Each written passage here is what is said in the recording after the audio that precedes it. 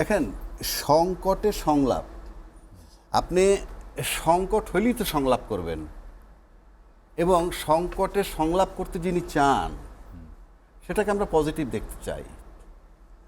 যেমন ধরেন, আপনি মোবাইল ফোন যদি ডিস্টার্ব না করে আপনি তো মেকানিকের কাছে নেবেন না। স্বাস্থ্যে যদি আপনি ট্রাবল ফিল না করেন, not go to a physician. তো উনি সংকটে পড়লে যাবে। বাট প্রশ্ন হচ্ছে এই, উনি একজন absolutely non political person, but he is dealing with the politicians. এবং লাস্ট 11 মান্থস উনি পলিটিশিয়ানদের সাথেই ডিল করছেন, এবং উনি অনেকগুলা ক্রাইসিস নিয়ে আলাপ করতেছেন এই বাংলাদেশে। প্রথম কথা হইল যে আপনি রাজনীতি বা পলিটিক্সের উদ্দেশ্যটা কি? পলিটিক্সের উদ্দেশ্য কি দেশের রাজনীতি করা? শুধুই রাজনীতি করবেন? দেশের স্বার্থে মঙ্গল যদি আপনি চিন্তা করেন, তার মেনি ওয়েজ, যে মঙ্গল কামনা কইরা রাজনীতি মানে একটা দর্শন যদি দেন, সেটা যদি আমি ক্ষমতায় নাও থাকি, and if it is acceptable, it can be accepted by anybody. তো ইউনূস সাহেব তো একটা বিরাট সংকটে আছে from the beginning. He is a non political person.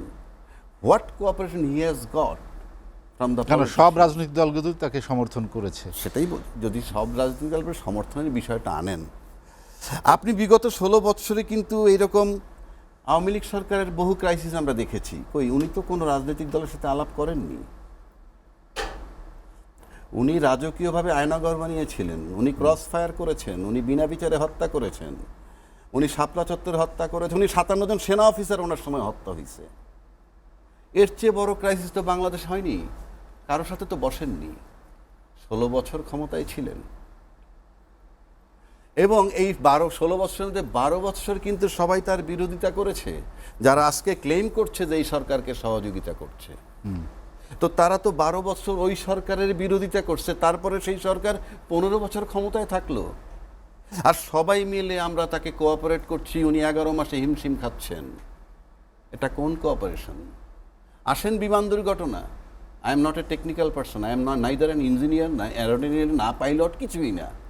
আমার কাছে স্রেফ একটা দুর্ঘটনা যদি আমি ধরি, আমি যদি একটা সিম্পল দুর্ঘটনা, কোনো যেভাবেই করেন আপনি দুর্ঘটনা, এখন এটা প্লেনের ত্রুটি না পাইলটের ত্রুটি, all these are related with the air force, এয়ারফোর্সের বাহিনী, এয়ারফোর্সের বিমান ইত্যাদি ইত্যাদি।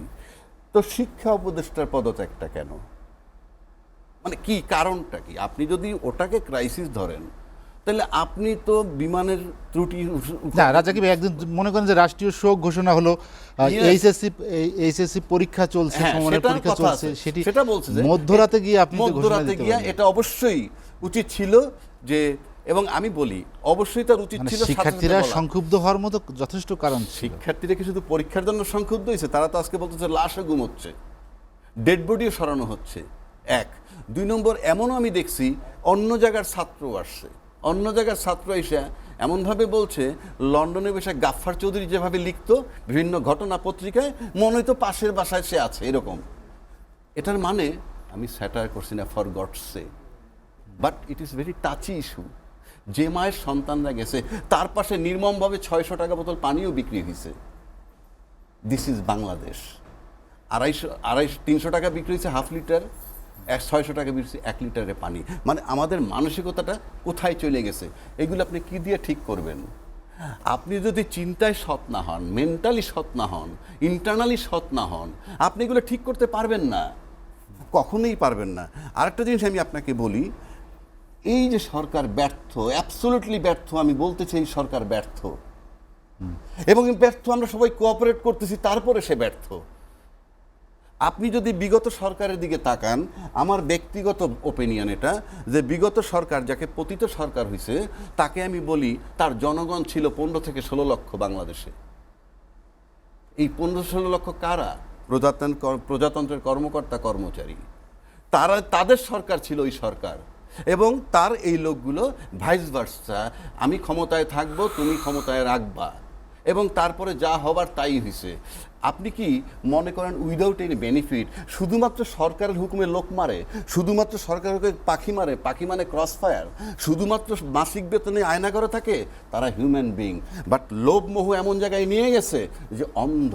এবং বিগত সরকার আপনার এই 16 বছর চালাইছে কিভাবে জানেন? এই সরকারটা ছিল, ওই সরকারটা ছিল এই 16 লক্ষ লোক নিয়ে ইসরায়েল গভর্নমেন্ট, ইসরায়েল, বাংলাদেশের ইসরায়েল ছিল ওই সরকার, আর আমরা 18 কোটি লোক ছিলাম ফিলিস্তিনি। আমরা কোনো আলোচনা দেখি নাই, আমরা তির্যক কথা শুনি নাই, আমরা কোনো আন্দোলনও দেখি নাই। আমরা দেখছি কিছুদিন আগে ফিলিস্তিনে লোক মারা যায়, তার জন্য আমার সরোয়ার্দী উদ্যানে লক্ষ লক্ষ মানুষ জমায়েত হয়েছে। ইউসি কত টাচি। আর এই লোকগুলো কোথায় ছিল যখন আয়নাগর ছিল? এই লোকগুলো কোথায় ছিল যে শাপলা চত্বরে লোক মারছিল? তার মানে হচ্ছে কি, this government is absolutely non cooperated. একটা কথা বলি, সরকার একটা বড় স্টেক হোল্ডার বর্তমান অবস্থায়। এরকম ক্রাইসিস টাইমে সেনাবাহিনী তারা একটা বড় স্টেক হোল্ডার।